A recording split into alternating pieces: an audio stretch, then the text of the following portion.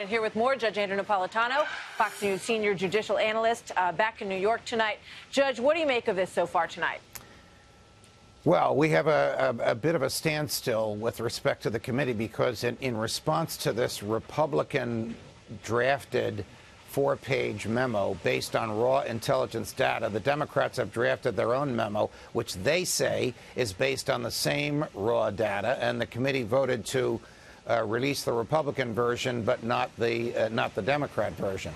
I'm of the view that when Chris Wray, the director of the FBI, went to the House Intelligence Committee safe vault on a Sunday afternoon to read the four-page memo, he saw something in there about Andrew McCabe, which was the straw that broke the camel's back for him, and decided that it was time for McCabe to go. I don't think Chris Wray saw the Inspector General's report. That would be highly irregular for him to see the Inspector General's report before it came out. But remember, Martha, you just reported a few minutes ago that the Justice Department last week cautioned the House Intelligence Committee against releasing the report when no one from the Justice Department had seen the report. In fact, as far as we know, the only human being from the Justice Department who has seen the report is the director of the FBI yesterday afternoon. So in terms of what happens now, and, you know, just to also mention, there was a story last week that Christopher Wray was being pressured to let Andrew McCabe go, and that he had pushed back on that.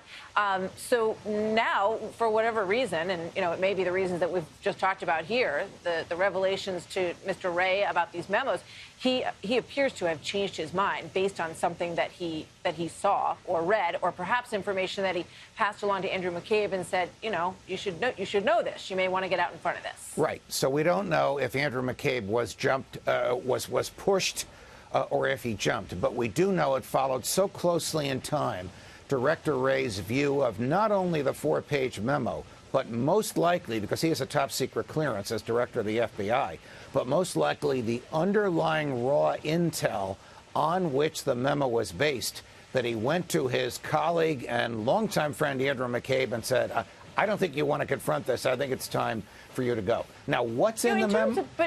So in terms of the FISA process, Judge, because, you know, obviously there's a judge that approves, there's a panel of judges that approve these requests. So that's supposed to be the stopgap in these situations. Yes. When, you know, if something phony from a dossier is brought before these judges, they're supposed to have the discretion and the judgment to say, this doesn't add up. But a judge's discretion is only as good as the evidence that is brought before him. And in this unique situation, and I've been very critical of it, as you know, where the court meets in secret and there's nobody there on the other side. The court meets with lawyers and agents from the NSA and generally accepts what they say. We'll ask a few probing questions, but if they give garbage to the court, then garbage is going to come out in the form of the warrant that the court will sign. Question: did they knowingly, did anybody in the FBI or the NSA knowingly mislead a federal judge in order to get the judge to sign a warrant? If the answer to that is yes, then heads will roll, not just discipline from the DOJ, but criminal prosecutions of the people who misled this judge. Judge, thank you very much. You're welcome.